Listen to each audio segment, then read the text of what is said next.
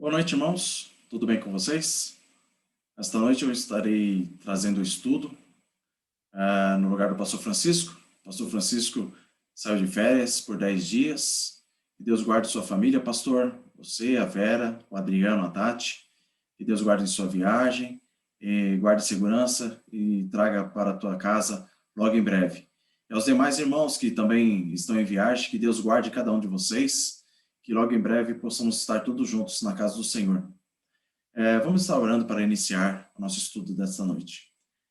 Santo Deus e eterno Pai, obrigado, Senhor Deus, por estar mais uma vez na tua presença, te agradecendo por tudo que o Senhor tem feito pela vida de cada um de nós, ó Deus, em especial pela vida do nosso pastor, ó Pai. Quero te pedir que o Senhor guarde ele nesse momento, em suas férias, ele e sua família, Pai. Os demais irmãos também, ó Deus, que estão em férias na tua casa, Pai. Guarde cada um, ó Deus, para que possam estar diante do Senhor, guardado pelo Senhor, e que o Senhor tragam todos os seguranças, ó Pai, para que possamos juntos, logo mais, em um futuro breve aí, estar na tua casa, te louvando e te bendizendo. Guarde a minha vida nesta noite, ó Pai, que eu possa falar do Senhor, que possamos aprender mais do Senhor, e guarde, ó Pai, aqueles irmãos que estão passando por enfermidade. Guarde cada um, afaste seus leitos, que eles possam sentir a tua presença também, ó Deus. Guarde a tua igreja em todo o tempo. Em nome de Cristo Jesus que eu oro e agradeço. Amém. Irmãos, o estudo dessa noite que nós vamos tratar é uma pergunta que eu faço a cada um de vocês. Como posso saber a vontade de Deus para a minha vida? Nós vamos tratar isso ali no texto de Romanos 12, capítulo 1 e 2. E vamos também explanar um pouquinho sobre esta carta, ok?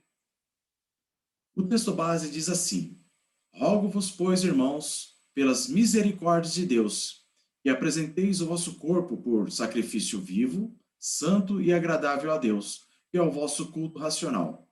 E não vos conformeis com este século, mas transformai-vos pela renovação da vossa mente, para que experimenteis qual seja a boa, agradável e perfeita vontade de Deus. Gostaria de falar com vocês como eu posso saber a vontade de Deus para a minha vida. E eu gostaria de considerar isso à luz desse texto que acabamos de ler. É sabido de todos nós que esta carta, chamada Carta aos Romanos, é o maior tratado teológico do Novo Testamento e é a grande expressão da fé evangélica, inspirada pelo Espírito Santo. Esta é a carta mais robusta que o apóstolo Paulo escreveu. Esta carta tem sido um farol na história, nos tempos de escuridão, a dar direção à igreja, e nos tempos de turbulência também, irmãos. Paulo escreve esta carta e trata da doutrina da redenção. Ele menciona no capítulo 1 o conteúdo do evangelho e o que significa o evangelho.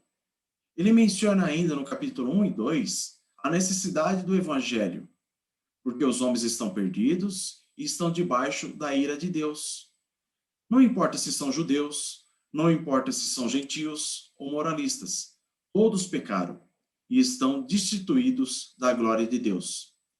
Mas Paulo fala ali no capítulo 3 sobre a graça e revela para nós como Deus tem um plano eterno e perfeito e eficaz, e planejou e executou e há de consumar a nossa redenção. Ele retrata a verdade e da justificação pela fé.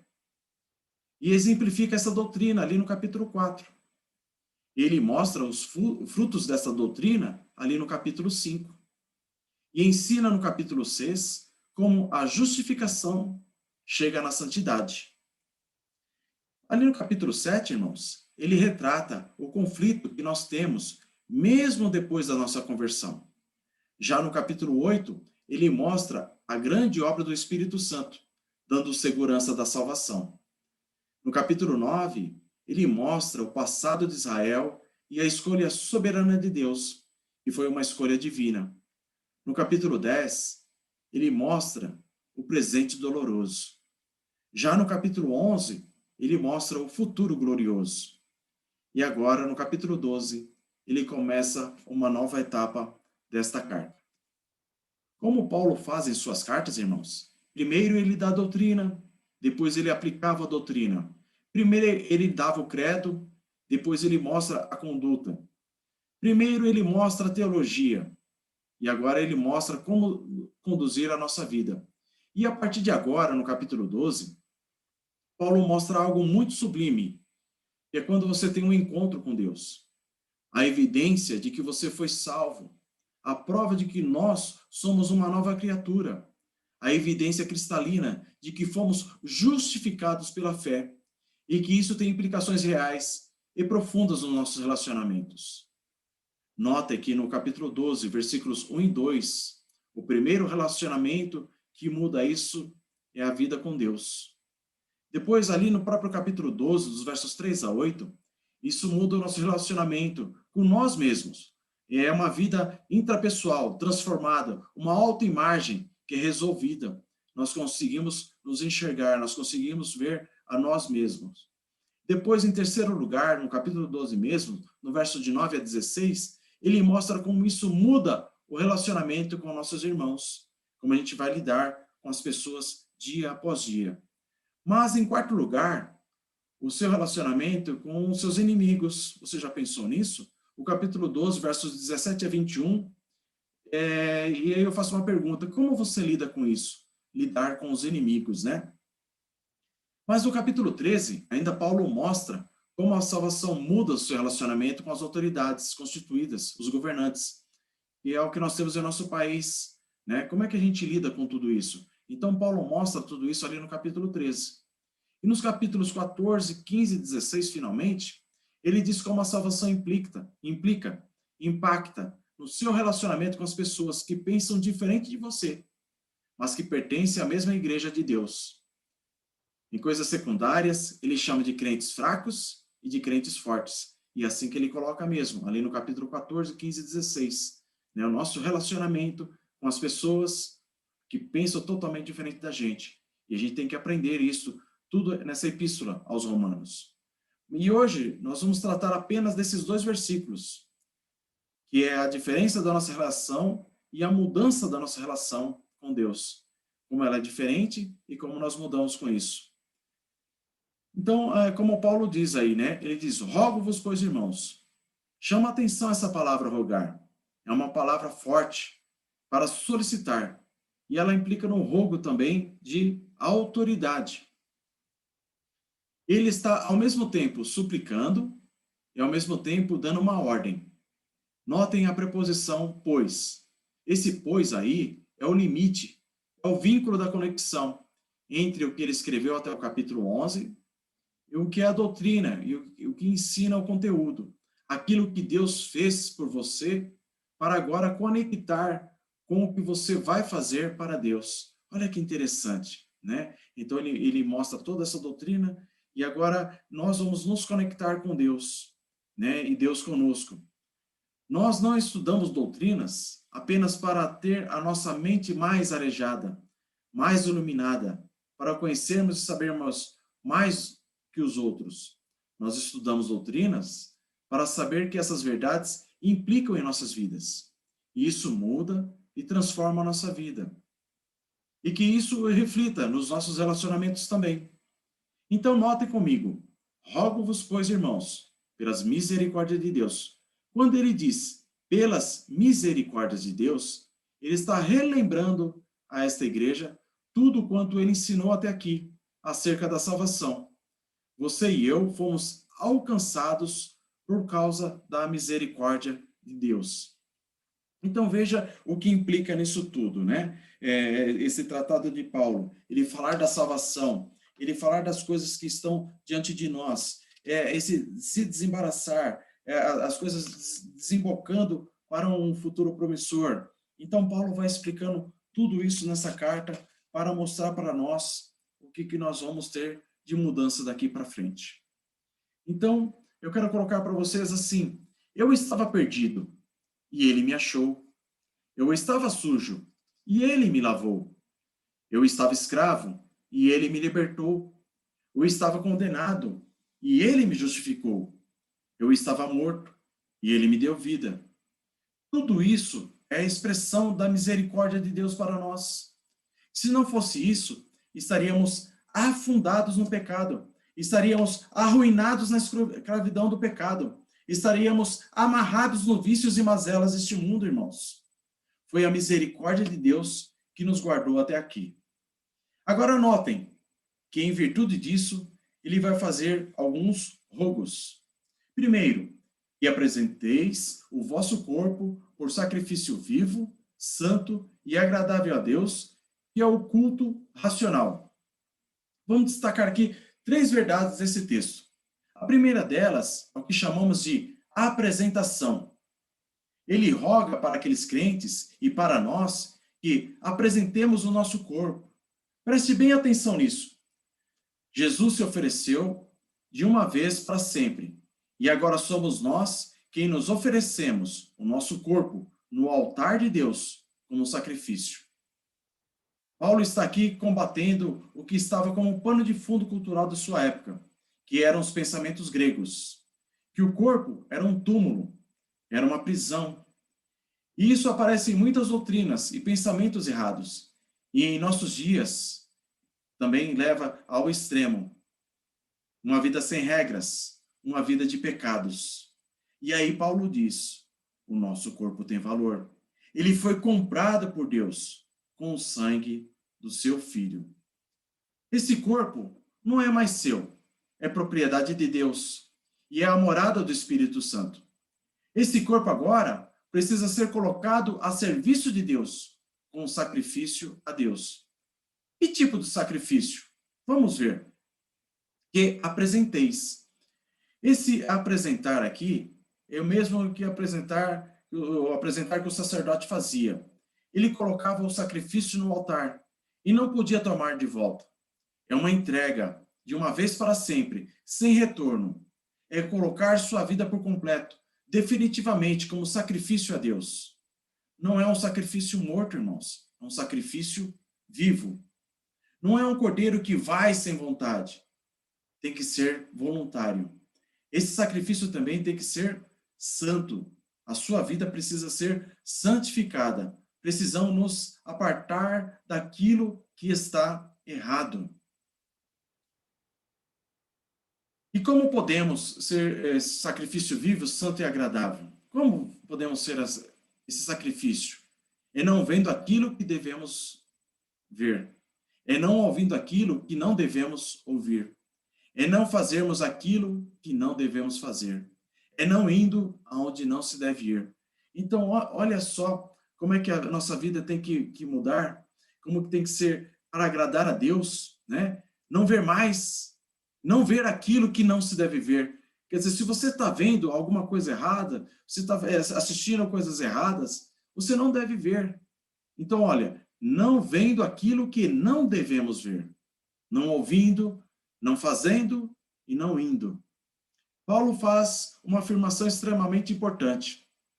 Esta oferta, essa apresentação, que é o seu culto racional. Paulo está dizendo que às vezes nossa mente, a nossa visão popular, nós temos a ideia de que o culto é aquilo que eu faço quando entro na igreja. Quando eu estou fora, eu não estou mais cultuando. E ele fala, precisa haver uma coerência com o que você pratica na sua vida no trabalho, sua vida em casa. Tudo é culto a Deus. Então, Paulo começa a mostrar essa afirmação sobre o culto racional. Então, tudo que você faz, aonde você vai, como você anda, e Paulo foi explicando isso desde o capítulo 1 até chegar ao capítulo 12, versículos 1 e 2. Por isso ele entra com essa palavra. Rogo-vos, pois, irmãos, pelas misericórdias de Deus. Quer dizer, ele de novo, ele afirma tudo isso àqueles crentes. A segunda coisa que Paulo trata nesse texto é não vos conformeis. É não tomar a forma deste mundo, onde as ideias mudam a toda hora. Depende das situações, do ambiente, do contexto. Vivemos em um mundo que a ética e os valores dependem do momento, da situação. O que era vergonha ontem, infelizmente, é aplaudido hoje. O que era errado ontem, infelizmente, é aceito hoje. O que era pecado ontem, não é mais pecado hoje. É apenas uma doença, uma fraqueza. Ou seja, o mundo está mudando. Paulo nos diz, não ponha o pé nesta forma. Não pense nesta formatação. Não se conforme com isso. O problema hoje não é só a tolerância, é a inversão de valores, irmãos. E a terceira palavra, para nós encerrarmos, é a transformar-vos. Então você tem um corpo consagrado, uma mente transformada. E é uma mudança não só externa, mas uma mudança de dentro para fora. Olha só, o que foi certo ontem também é certo hoje. O que foi errado ontem também é errado hoje. São princípios de Deus. A palavra não muda, não se adequa, não se molda às leis deste mundo. A palavra é sempre verdade. Irmãos, entender a vontade de Deus não é algo místico, mas sim quando você consagra sua mente, seu corpo e se apresenta naturalmente a Deus, ele abrirá os seus olhos e revelará a sua vontade. Quanto mais perto de Deus, melhor entendemos a sua vontade para a nossa vida. Quanto mais longe de Deus, mais confuso ficará a nossa mente. A vontade de Deus é boa, agradável e perfeita. E quando nós falamos isso, a vontade de Deus é boa, é agradável, é perfeita, eu quero dizer para os irmãos que às vezes podemos passar por tormentas, por dificuldades nessa vida, por coisas ruins. Mas não quer dizer que todas as coisas que Deus faz é ruim. Não, não. Eu quero que vocês entendam que quando estamos sobre a tutela de Deus, guardados por Deus, fazendo o que é certo diante de Deus, vendo as coisas erradas e não cometendo esses erros, é isso que Paulo está falando para essas pessoas aqui. Pessoas que foram transformadas pela renovação da mente, já não pensa como pensava antigamente. Então, tudo isso o Filho de Deus vai fazer na nossa vida, vai nos mudar, vai nos dar um entendimento. E como eu coloquei um pouquinho antes ali, é uma transformação que vem de dentro para fora. É uma mudança de caráter, é uma mudança de atitude, é uma mudança que você busca através da palavra de Deus. A vontade de Deus não é só tragédia, não, viu, irmãos? Se alguns irmãos estão passando por problemas, eu quero dizer para vocês que a vontade de Deus, ela é perfeita. Quem de nós é mais sábio do que Deus? Quem de nós podemos transcender a bondade de Deus? Então, quanto mais perto andarmos dele, melhor será para nós. E nós vamos entender a sua vontade em nossas vidas. Que Deus nos abençoe. Que Deus nos guarde nessa pequena reflexão, nesse pequeno entendimento, nessa lembrança que nós temos que ter da palavra de Deus, os conceitos de Deus para a nossa vida sempre.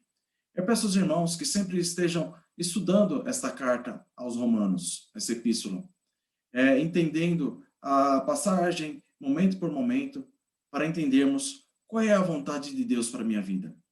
A vontade de Deus é que o sirvamos, que estejamos diante dele, guardados pela palavra, pelo Espírito Santo, confiando sempre nesta palavra e sendo transformado por esta palavra. Que Deus nos abençoe.